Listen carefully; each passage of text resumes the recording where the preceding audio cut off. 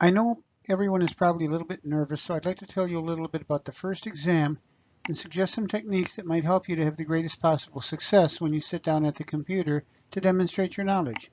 You know, I never looked at exams as tests, just as an opportunity to demonstrate my knowledge. A positive attitude can help one to be successful.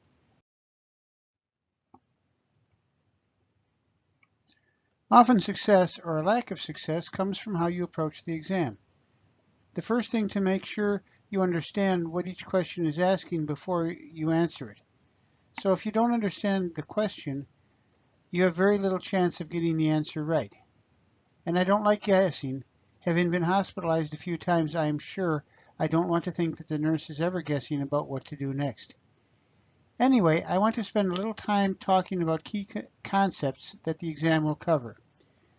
Knowing that it is not required that test questions be derived from the CBLOs, but that is usually the case.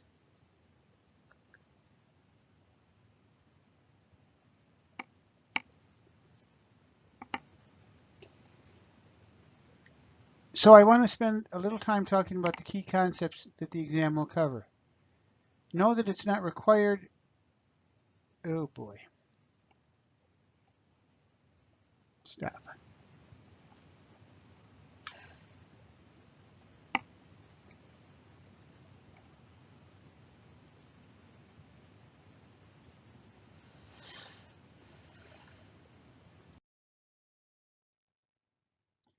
I want to spend a little time talking about key concepts that the exam will cover. Know that it is not required that test questions be derived from the CBLOs, but that is usually the case. So we are going to talk about some concepts you need to understand for the exam, but first I'd like to cover a few more things about the exam itself. A common comment we get after the exam is that, well, the exam wasn't about the CBLOs, but generally that's not true. The CBLOs actually relate to about 40 of the 46 questions. I do love animals, and I love the movie The Wizard of Oz, but there are not any questions relating to veterinary topics in this exam. There are a total of 46 questions. 4 of these are math questions, so try and make sure to get all those right. The math is fairly simple, and they count for 8% of the exam grade. Questions are based on the material in the text. Don't forget to look at the NCLEX review questions at the end of the chapter. There's a lot of material that could be on the exam, so let the CBLOs and your study guide point you in the right direction. Each chapter starts with objectives at the beginning, which tell you what the goals are in reading the chapter. It's hard to understand the material if you don't understand the terminology, so take a look at the key terms and the definitions before you begin reading the chapter. If some look unfamiliar, take a closer look. And if they look familiar, look at the definitions anyway to see if they jibe with your understanding of the term. Tables, case studies, and boxes are used to highlight material the author thought was important enough to spend extra time on, so it's always a good practice to pay a little extra attention here. Hint, sometimes exam questions do come from these sources. At the end of each chapter is a summary section that lists key points and NCLEX review questions. Sometimes the topics covered here appear in exams. There's a lot more medications than the 11 or so that are mentioned in the CBLOs. There's a good chance, though, that you will see many of those, the ones mentioned on the CBLOs, on the exam. Again, make sure to read each question and make sure you understand it completely. Avoid the temptation to select an answer with terms you are unfamiliar with. There is a good chance that may be a distractor, which is an answer designed to draw your attention away from the correct response.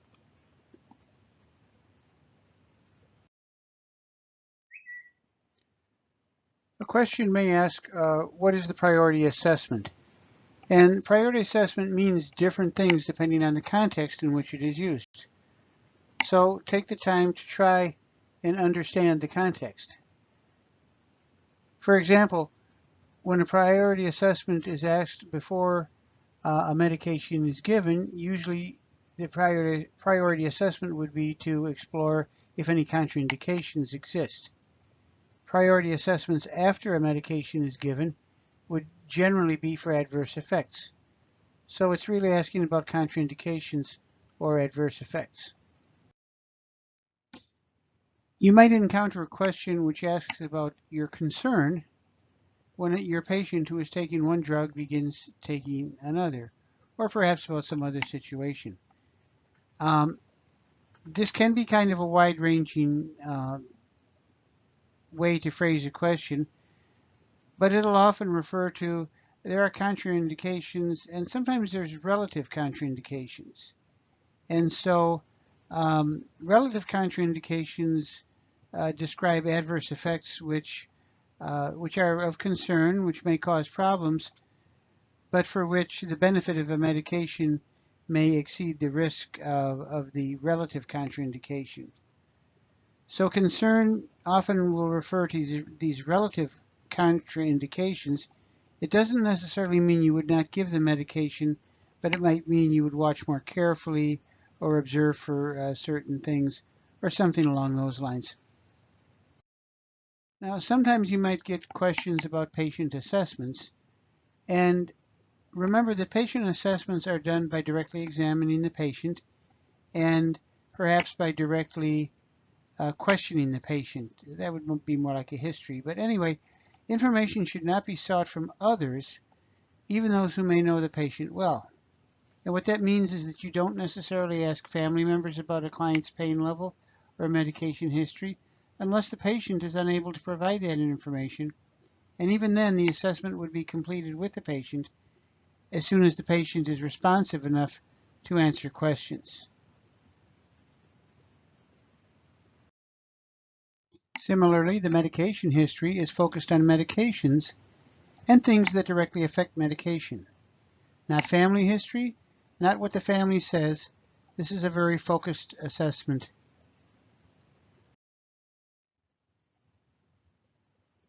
So assessment when medications are involved usually consists of observing for contraindications or adverse effects. So after administering narcotics, one nursing assessment would be to monitor respirations, because one of the adverse effects of narcotics is respiratory depression. Think in terms of contraindications and adverse effects. What could go wrong? And that's the type of thing you want to assess. It's a mistake to say that you're just going to assess everything, because you need to be much more focused than that.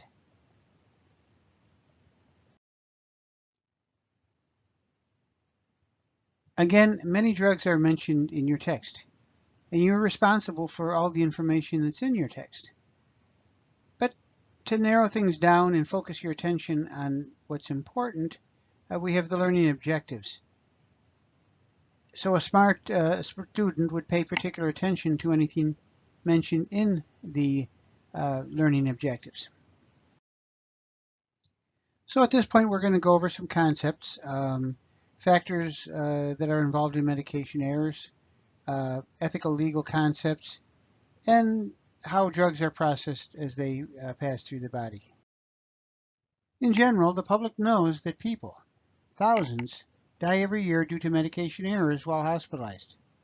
This concerns them and their family members. They know the risk is real.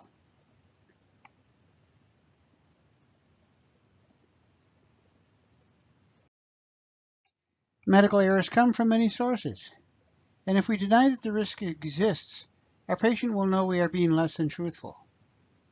But we can explain that we will be doing everything possible to minimize that risk. Sources of med errors are many. Illegible orders are becoming a thing of the past in most settings, as computerized provider order entry systems are almost universal. But there are still some settings where written orders are used. Improper orders must be clarified, and that is properly done only by talking with the prescriber. Rights of medication must always be observed.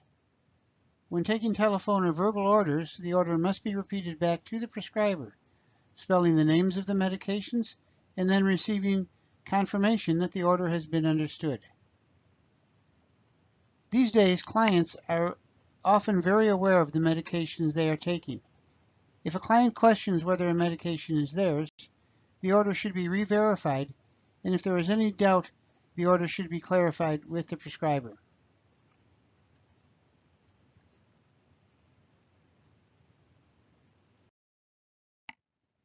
Patients may indicate they have allergies. Don't minimize this or tell the patient that they don't know what they're talking about. Assess the information, then notify the provider to find out if it is okay to give the medication. We are all human and mistakes will be made. If you give the wrong medication, assess the patient, then notify the provider. The biggest mistake by far is to try and hide your mistake. You are expected to keep the client's well-being as your first consideration.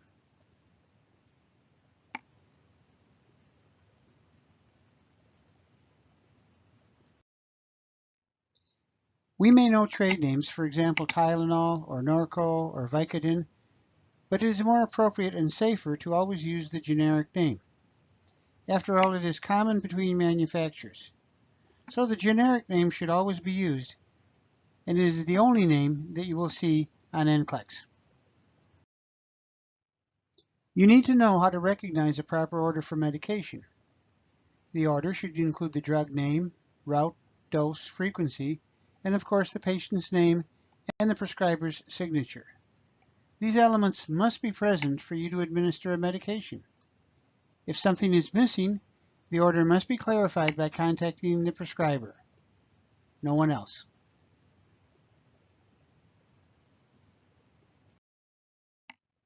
So let's just take a short time and look at these 3 medication errors and see if you can figure out what's wrong with each of them.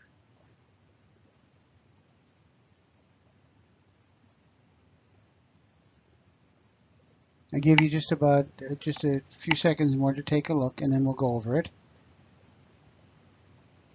And basically what's wrong with these orders, or these are not orders, but these medication, this might be what you would see on an MAR, is that there's elements missing.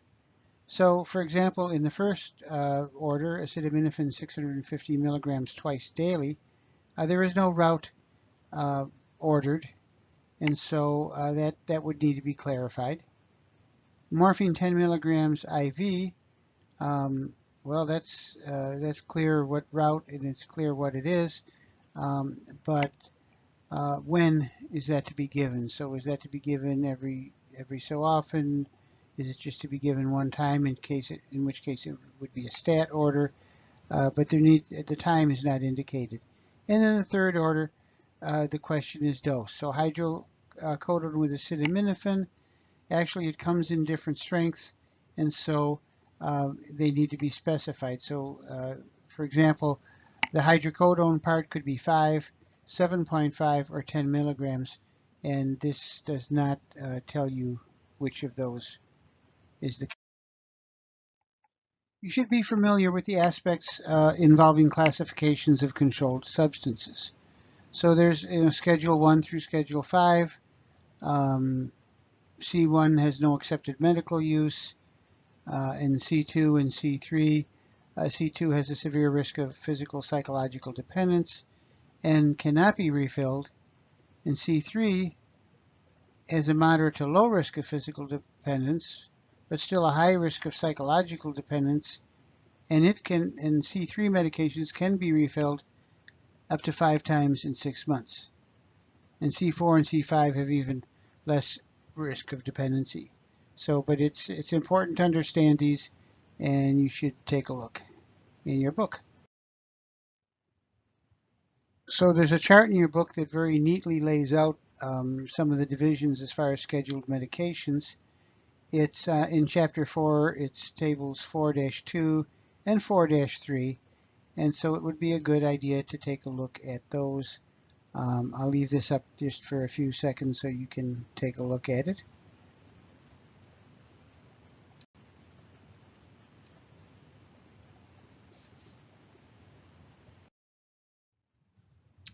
It is very important to understand what happens when a patient takes or is given a medication. What does the drug do to the body? This is pharmacodynamics. What does the body do to the drug? That is pharmacokinetics. Pharmacotherapeutics deals with the use of drugs to prevent and treat disease. Why the drug is given is the therapeutic effect. Is the drug metabolized or simply excreted? Where are most drugs metabolized? Well, that would be in the liver. What mechanisms are involved in the excretion of medications? Most medications are eliminated through the renal and digestive systems, but some are eliminated through the respiratory system or even through the skin, through perspiration. But these are not major methods of excretion.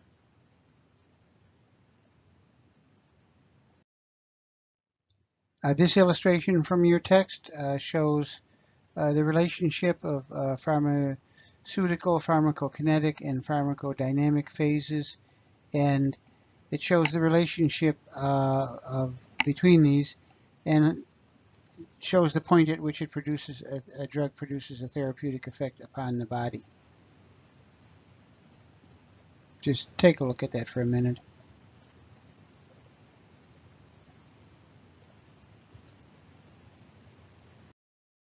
Rates of absorption are important. In an emergency, it's generally desirable to give drugs which are rapidly absorbed, often using the intravenous route. This slide shows the different rates of absorption for oral medications. Much faster rates are obtained from drugs given via the parenteral route. Drugs given by inhalation, sublingually, buccally, are absorbed more quickly than oral medications, but not as fast as those medications given intravenously. It is important to understand how drugs are processed in the body. An understanding of terminology will help. Metabolism, also called biotransformation, is the process of converting a drug from one form into another.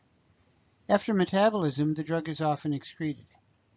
Excretion is the process by which drugs are eliminated from the body.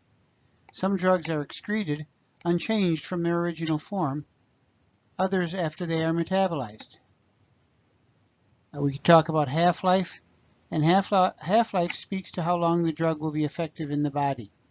It describes the length of time at which half of the drug has been removed from the body. It is related to the concept of steady state, which is achieved after 5 half-lives.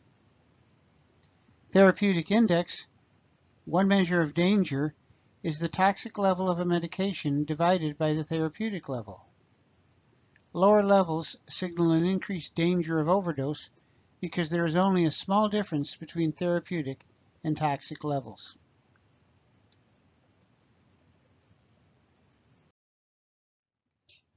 It is important that the medications patients are taking be reviewed and a determination made if it is appropriate for them to continue all the medications. Patients are often seeing multiple providers, all of whom are prescribing medications. Sometimes one prescriber may not be aware of what has been prescribed by others, and a patient may be on too many medications.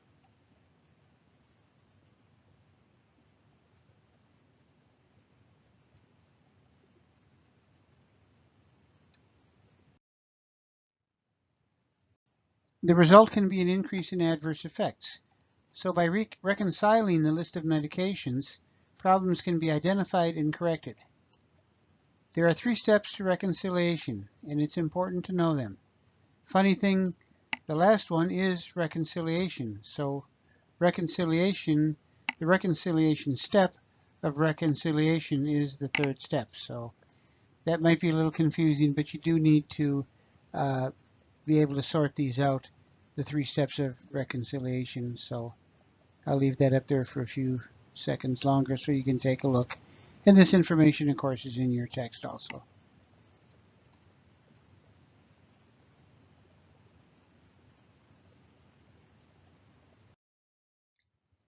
So this slide says pain and perhaps a little bit more. Ouch. Perhaps a little bit more than ouch. So we're next going to be talking about analgesics or pain medications. And when you're taking care of patients in a hospital setting, probably one of the most frequent requests you'll get is for a little more pain medication. So this does deserve a little bit of attention. Now, the control of pain is high on the list of priorities for most patients. And while nurses don't order pain medications, they administer them and work with clients to minimize pain. So it is vital that as nurses we fully understand the use of pain medications as well as other ways to control pain. Analgesics can be broken down into opioid and non-opioid analgesics. Which medication is used will depend on the level of a client's pain and what has been done already to control it. Pain is unique to each patient, and we must accept their description of how they are perceiving their pain. This kind of goes back to the very old statement that a patient's pain is what they say it is, and that's a reflection of pain being unique to each patient. So let's see, the little picture in the corner blocks a little bit of the slide, so I'm going to turn the camera off for the rest of the presentation. Many things can influence pain, and again, the pain experience is unique to each patient. An identical injury in different patients will often produce different levels of pain, or perhaps just different levels of reported pain. And this can be affected by many things: culture, past experiences, emotions, fatigue. There's just a whole range of things that affect patients' perceptions of pain. Usually providers will start with a less powerful analgesic in increased doses or switch to a more powerful analgesic as needed. This is especially true because there is a nationwide effort to encourage prescribers to order narcotics only when absolutely necessary. In many cases, non-narcotic medications can give adequate pain relief.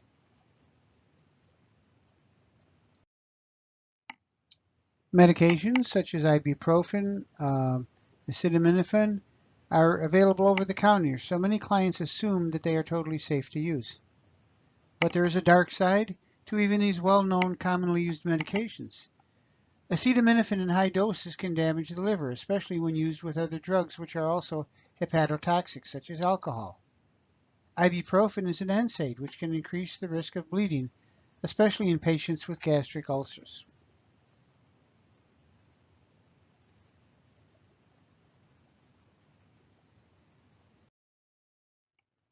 You should know names of commonly used pain medications and what type of medication they are.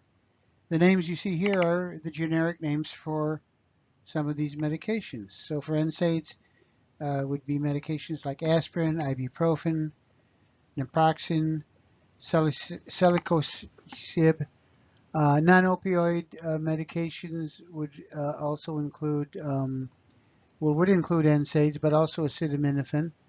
And opioids, aka opioid agonists, include things like morphine, fentanyl, codeine, hydromorphone, and meperidine, and there are a few more. As nurses, you should know the adverse effects that are associated with narcotics because some of them are relatively important, such as respiratory depression. It's actually possible for a patient to slow their respirations or even stop breathing as a result of being administered a narcotic. Narcotics are well known for producing constipation to the point that most providers, when they prescribe narcotics, will also prescribe a stool softener at the same time. Narcotic medications are all pregnancy category D, meaning that there's a possible fetal risk, and so that's certainly a concern. And there is the adverse effect of withdrawal. So if somebody becomes addicted to narcotics, physically addicted, there will be what's called opiate withdrawal syndrome. And that happens when a patient abruptly stops a narcotic, or if they're given the antidote, because the antidote for narcotics is naloxone. The trade name is Narcan, but we don't use that. And that can precipitate withdrawal symptoms also. That leads us very nicely into this slide.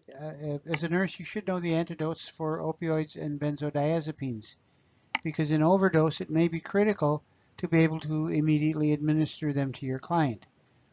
So when I was in practice, it would be unheard of that a nurse would give a narcotic medication or a benzodiazepine in any dose if they weren't aware of the reversal agents, of the doses of the reversal agents, and where exactly they could obtain them in a hurry, which usually the location for that would be the crash cart.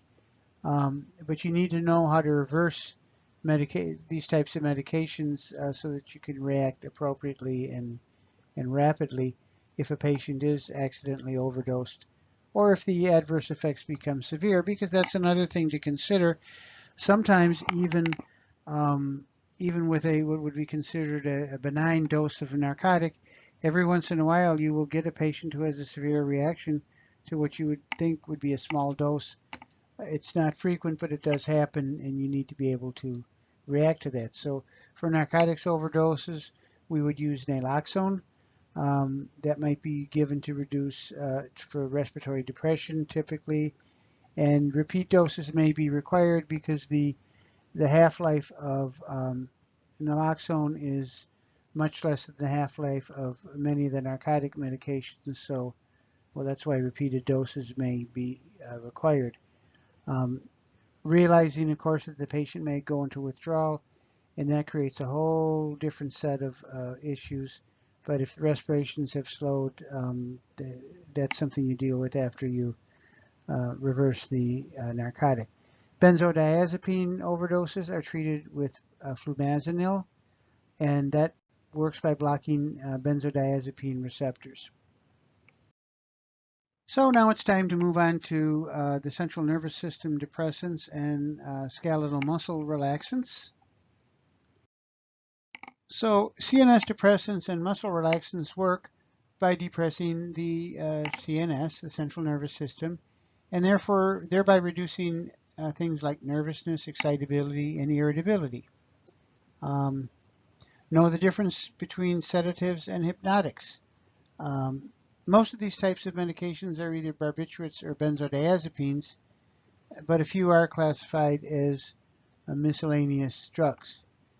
And as is indicated in the slide, sedatives reduce nervousness, excitability, and irritability without causing sleep, whereas hypnotics cause sleep and are much more potent than sedatives. Sedative hypnotics are somewhere in between, and they tend to be dose dependent. So with a smaller dose, they act as a sedative, and with a higher dose, they would act as a hypnotic. There are three main groups of these drugs, which would be barbiturates, benzodiazepines, and miscellaneous drugs. There's a few that are not included in either of those classifications. Okay, so you should know the names of common benzodiazepines and understand their indications and how they work. So I've listed some of the typical benzodiazepines, and you will notice, well, let's see, clonazepam, diazepam, aprazolam, lorazepam, temazepam, midazolam, and zolpidem. And you'll notice that they all, with the exception of the last one, have exactly the same suffix. So if I gave you one of those medications and you didn't recognize it, you might possibly look at the suffix and to give you an indication of what the drug might be. Of course, whenever you're given a name of a medication and you're not quite sure what it is, you shouldn't be guessing based on the suffix, but it would give you some idea. If you don't know what a medication is, it should be looked up in a reference. These medications work by depressing CNS activity, and specifically activity in the hypothalamic, thalamic, and limbic systems of the brain. So it's also important to know what are the indications for benzodiazepines, and there's quite a few. The first three tend to be very typically used, which would be the treatment of alcohol withdrawal. So if somebody's going to alcohol withdrawal, this is actually a very serious thing. A patient in alcohol withdrawal could end up on a ventilator. We'd like to prevent that from happening, and so benzodiazepines can be used to treat that. Sometimes frequently, benzodiazepines are one of the first drugs a patient will get as they're being rolled into the operating room, and that will produce anesthesia, and then they'll usually get some even more powerful anesthetics, but they can be used for that purpose. And they can be used for the treatment of insomnia. If somebody's having trouble sleeping at night, they might be prescribed a benzodiazepine. They're also used for sedation, relief of agitation or anxiety. They're used for they are used for skeletal muscle relaxation, although that's a special class of benzodiazepines, and they would be used for the treatment of seizure disorders. As with most drugs, the adverse effects of benzodiazepines are related to the function of the medication and are often seen in overdose, or sometimes in patients that are merely perhaps overly sensitive to a particular medication. So because they are CNS depressants, when used in combination with other drugs, CNS activity can be excessively depressed. So, and don't forget, if this happens, the antidote for benzos is flumazenil. And this is the generic name, so be sure to know the generic names for the medications we are studying, as these are the only names you will see on exams.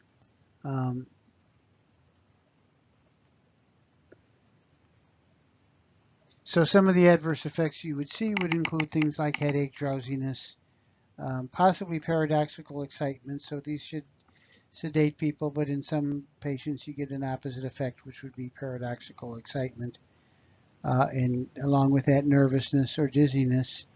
Well, dizziness is part of the sedation, possibly vertigo, cognitive impairment, lethargy, and they interact additively with other benzos and medications like alcohol, muscle relaxants, and certainly opioids. So these are medications you would have to be very careful about using at the same time as the patient's receiving benzodiazepines. And again, don't forget, flumazenil is the antidote for benzodiazepines. And again, remember, as with most drugs, adverse effects can be seen for a lot of reasons, but most frequently they're seen in overdose. And sometimes overdose means occasionally a person who receives a normal dose of a medication might be unusually sensitive, and so in effect they're getting an overdose. Okay, moving on to barbiturates. Barbiturates are, as a class of medications, very powerful. They're not used at all as much as in the past, mostly because many of the effects that barbiturates have been used for can be dealt with more safely through the use of benzodiazepines. Barbiturates definitely are can be physiologically habit-forming and perhaps psychologically, and they tend to have a low therapeutic index. So remember, a low therapeutic index means that the difference between a toxic dose and a therapeutic dose is fairly narrow, and so it's much more likely that clients will experience toxic effects because the difference is just not that great. In general, barbiturates slow things down. You just think of a bodily function, and a barbiturates probably slow it down. They act on the CNS to reduce excitability of nerve cells in the cerebral cortex, but pretty much everything, blood pressure is going to go down, respirations, organ functions. Barbiturates pretty much slow everything in your body down. So continuing about barbiturates, adverse effects would include things like drowsiness, lethargy, dizziness, a hangover, sometimes paradoxical effects, frequently hypotension, so low blood pressure, and that's due to vasodilation, and respiratory depression, and perhaps a cough. So, and these are related to a lot of times just related to overdose. Now I'd like to spend just a little time talking about muscle relaxants. And when you see the term muscle relaxants, you should put skeletal, centrally acting skeletal muscle relaxants, because that's really what you're talking about. They are pretty much all centrally acting. Dantrolene is an example of one that is not, and it's pretty much the only one. So that helps you remembering how they work. helps one conceptualize why they have some of the adverse effects that they do. So anybody that's been on muscle relaxants, anybody who's had a pulled back or has probably been on muscle relaxants, and they make you feel a little wobbly, a little woozy, perhaps not thinking as clearly as you normally do, and that's all due to how they act on the central nervous system. This is their sedative effects. Also reactions like euphoria, lightheadedness, dizziness, drowsiness, fatigue, confusion, and muscle weakness. A lot of people say when they take a muscle relaxant, they go to sleep and they don't wake up for 8 or 10 or 12 hours. And that's because of the effect they have on the central nervous system. One thing that will happen with this type of medications is that they will be tolerated a little bit more over time, and so they won't have as strong of an adverse effects, but they do. Now, let's see here. Don't forget that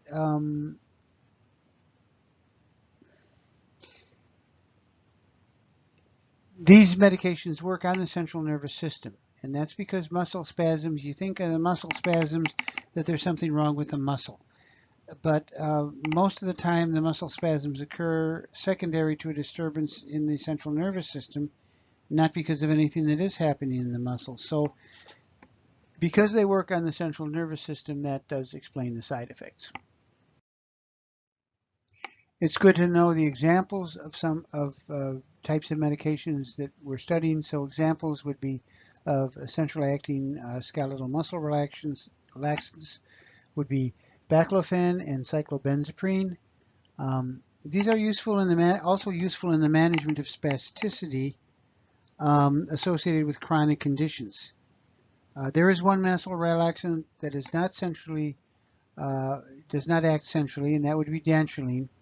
And dantrolene does act directly on the muscles, and it's used almost exclusively for cases of malignant hyperthermia, which is a complication seen pretty much it's pretty much limited to the operating room.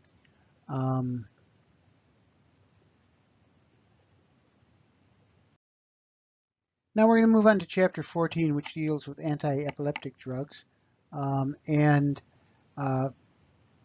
Consider that all seizures are not created equal. They're not all alike, and they range from absence to tonic-clonic, or what most people would think of as a full-blown seizure.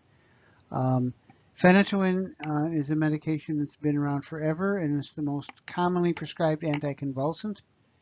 It's effective for most, but not all types of seizure activity. So basically, anticonvulsant medications are used to manage seizures. And of course, you've got to narrow it down a little bit more than that, but that's a start. On the slide, it references a table 14-2 in your book. That's a very good one to take a look at because that talks about the management of seizures and which medications are used for which seizures.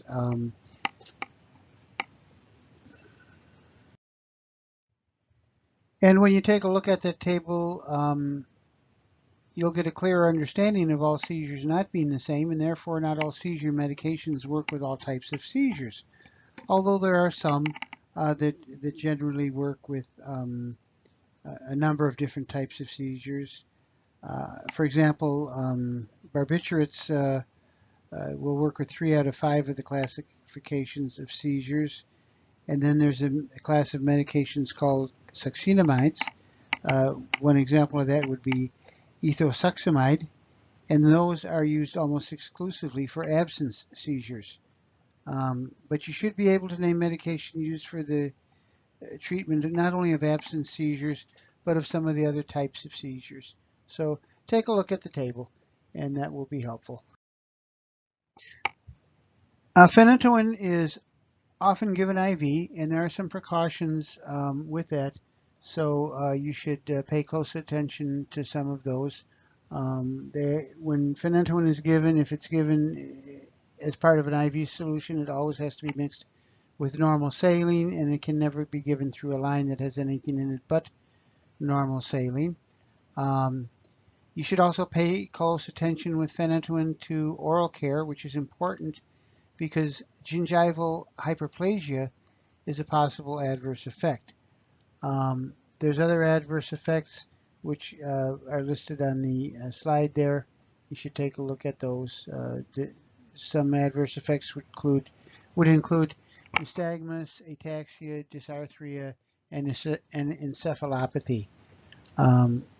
So, as with many medications, phenytoin should not be stopped without consulting the provider. It has a low therapeutic range, and that means that frequent blood draws are needed. So discharge teaching should emphasize the importance of keeping follow-up appointments, because usually part of the follow-up appointments will include frequent lab draws, and those are needed to monitor drug levels.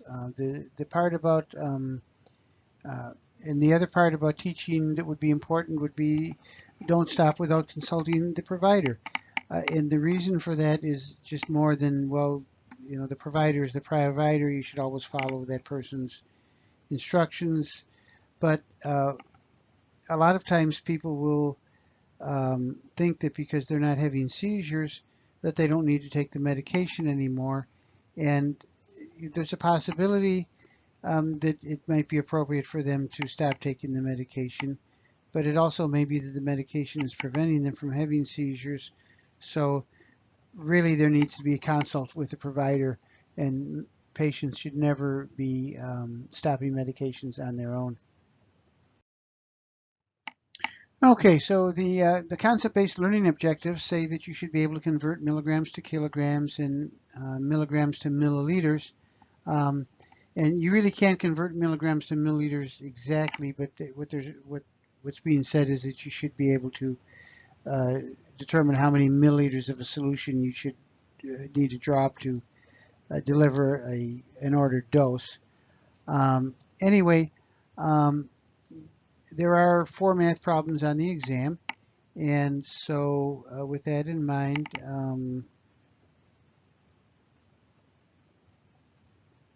let's see here. Okay, and with that in mind, I put a couple of math problems together that could be practiced. If you're having trouble with any of these problems, then we need to talk so that I can get you on the right path before the exam on Friday. So here's the first problem. It says give 10 milligrams per kilogram PO every 6 hours of ibuprofen to your 8-year-old 70.4 pound patient, and available is a 40 milligram per milliliter solution. So how many milliliters will you administer? So I'm going to give you a couple of minutes to take a look at that, and then we'll go over the result.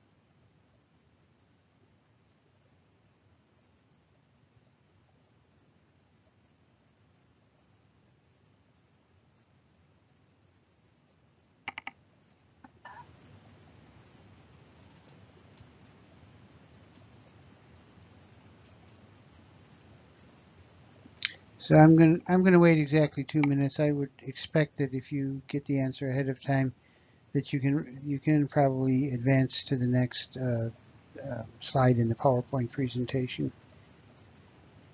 But I want to give everybody time to work the problem too. So it's important to be able to work all these problems by yourself. So.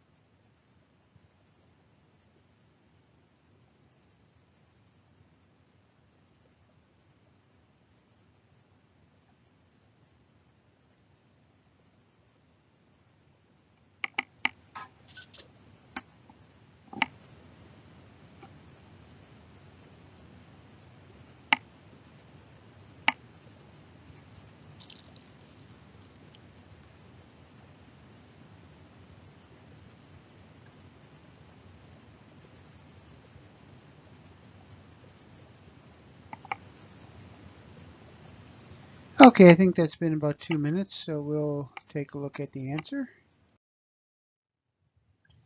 So to obtain the answer to this problem, the first thing you would want to do is convert the weight into kilograms, and you would do that by multiplying 70.4 milligram or 70.4 pounds. You would divide that by 70.4 pounds times, actually it should be 1 kilogram over 2.2 pounds. I've got that backwards. And anyway, that will come out to 32 kilograms. If you see me give you a weight in pounds that isn't quite even, usually it's going to come out to even numbers, because I like to make the calculations reasonably simple, because the point is to be able to make the calculation, not to have to work in thousands of weight units and things like that. But anyway, so then you're going to take you compute the dose, the ordered dose, by multiplying the weight, which is 32 kilograms, times the dose per kilogram, and the dose per kilogram in this case is 10 milligrams per kilogram, and that equals 320 milligrams. Now,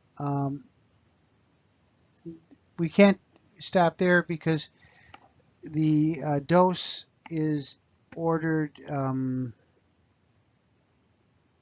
let's see, actually, now we apply the dose order times the quantity on hand over dose on hand formula, and that will give you the result of 8 milliliters. So in this case, we're simply given a dose, which is going to be, it's in a per dose format, and so that's just how it works out.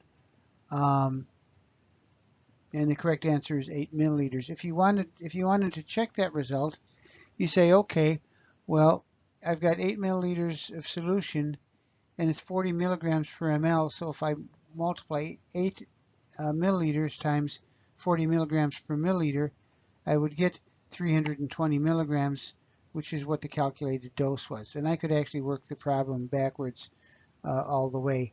But the answer makes sense, and so we're going to accept that. Okay, here's another problem, and this is a slightly different problem. Basically, what it's asking for is how much medication you will need to inject into an IV bag to provide this medication over a 24-hour period, because it's saying the dose is 6 milligrams per kilogram per day, and is to be given as a continuous infusion. So don't let the fact that it's to be given as a continuous infusion confuse you with this type of problem. All you need to know is how many milligrams are you going to give per day, and of course it's weight based. So taking all that into consideration, so you don't have to calculate the dose per hour, just how much you're going to give per day. And so I'm going to give you 2 minutes to figure this one out, and then we'll go over the answer.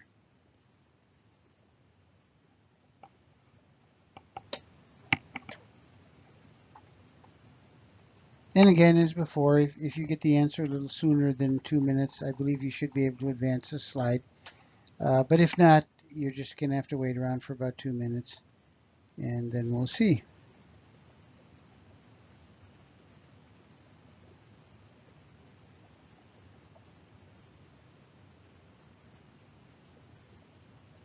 And as I said in the previous slide, if this problem or any other problem that I'm presenting to you in this slideshow is incomprehensible or difficult for you to figure out, just send me an email and we can set up a phone call, or I'll get you to the point where you do understand. No worries, no problems.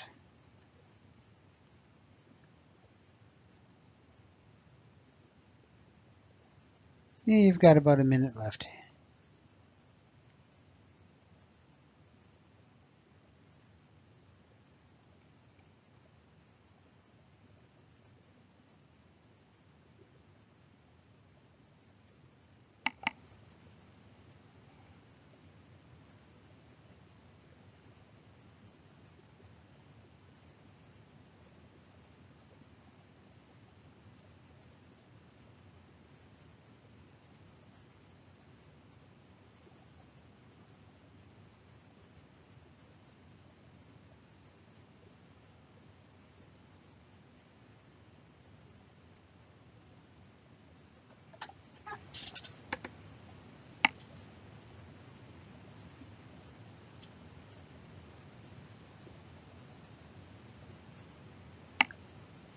Okay, that's 2 minutes. So in calculating the answer to this problem, we see that 220 pounds is equivalent to 100 milligrams, because 200 pounds times 1 kilogram over 2.2 pounds would equal 100 kilograms. The pounds cancel, and so you end up with 100 kilograms. 100 kilograms times 6 milligrams per kilogram per day, that would give you 600 milligrams. So now, using the dose ordered times quantity on hand divided by dose on hand formula will give you the amount of medication you would need to draw up.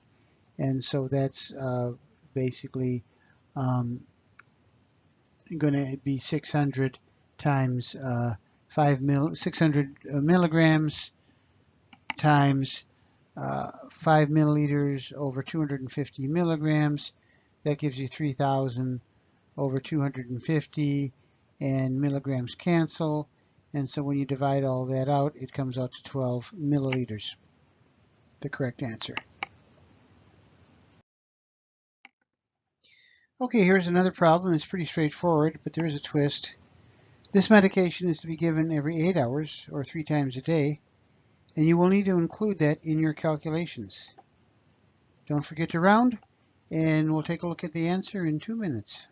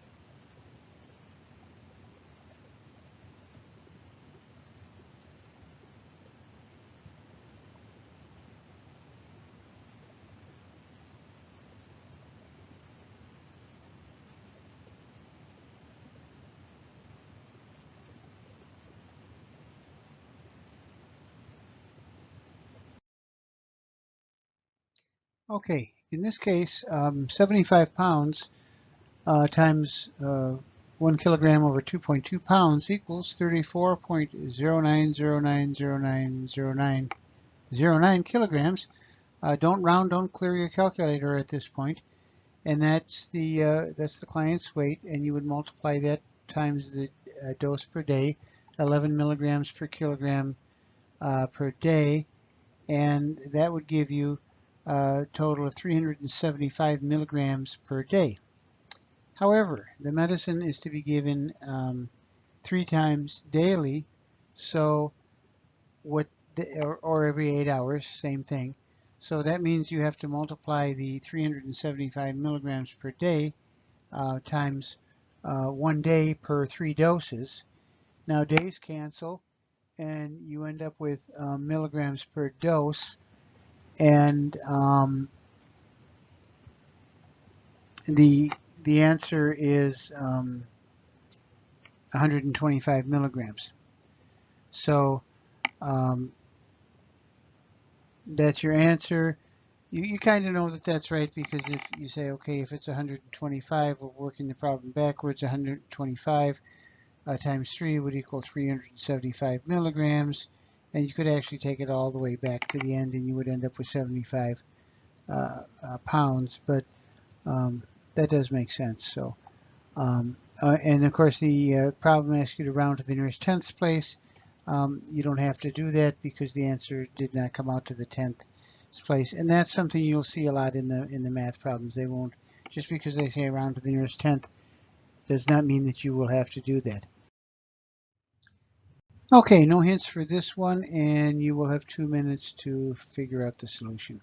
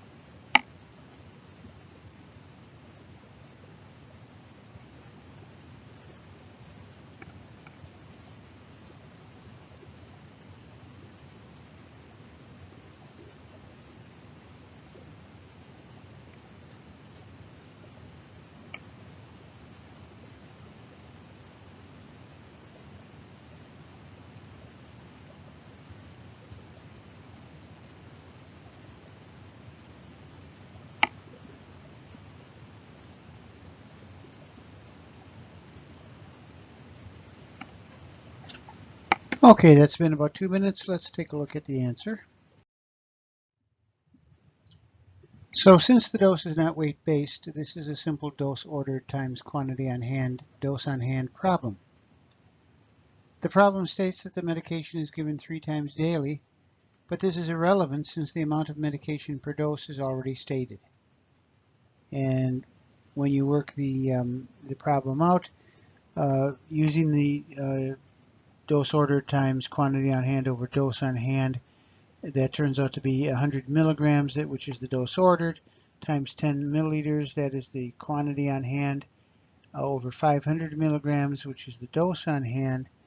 And when you milligrams cancel, and when you do all the multiplication and division, well, 100 times 10 is 1,000. 1,000 divided by 500 would be 2, and so the answer is 2 milliliters, and that's the answer. Okay, here's another problem. You have 2 minutes to solve this. If you feel you need more time, you should be able to pause the presentation, but there will be a 2-minute delay, and if you finish the problem ahead of time, I believe you would be able to advance to the next slide. So just take a look and figure out the answer, and we'll be back in 2 minutes.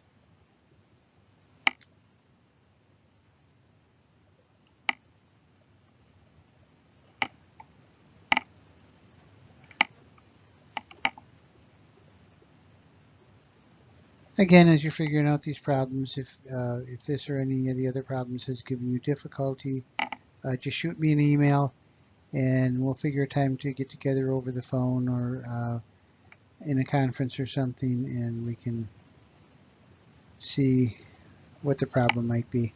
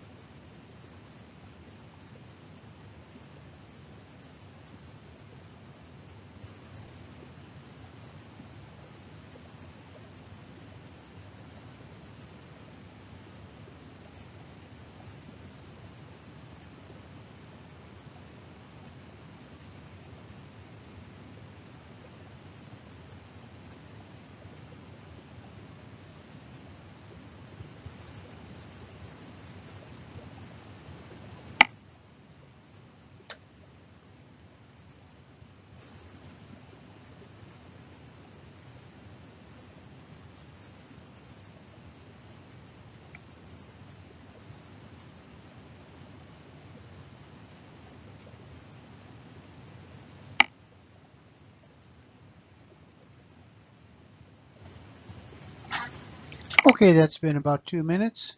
Let's take a look at the answer. Okay, so this is just another weight-based daily dose problem. This is a dose that's given multiple times per day. In this case, it's given in 4 divided doses. So if you work that out, that would be every 6 hours. But it's a per day. So we start out with a 22-pound patient. 22 pounds converts to kilograms by multiplying by 1 kilogram over 2.2 pounds. Same as dividing by 2.2, and that equals 10 pounds. I like things to work out even. Or I'm sorry, 10 kilograms. Now 10 kilograms times 25 milligrams per kilogram per day, that equals, well, 10 times 25 is 250, and the kilograms cancel, so we have 250 milligrams per day. Now then we take the 250 milligrams per day and we multiply that by 1 day per 4 doses, so because there's 4 doses in a day. Now in this case, days cancel, and so now we get milligrams per dose. And it's important that the units cancel out, because if they don't, it would mean that the problem was set up incorrectly. So the answer is 62.5 milligrams per dose. You'll note that the one monkey wrench I threw at you in this problem is by giving you the concentration of the drug.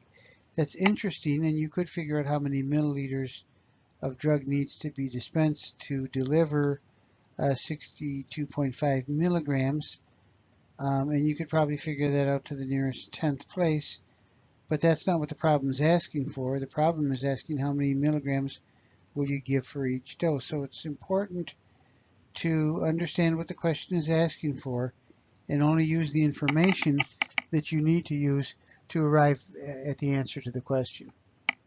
Let's take a look at another one. Okay, so this is the last problem, end of the line here. And this one is easy, at least to me, because over a long career in trauma, I have given, administered, almost literally, not quite, slight exaggeration, but tons of fentanyl over the years. And so this is one of the medications I'm most familiar with. And since everybody should now be warmed up as far as making these calculations for this particular problem, I'm only going to give 1 minute to solve the problem starting now.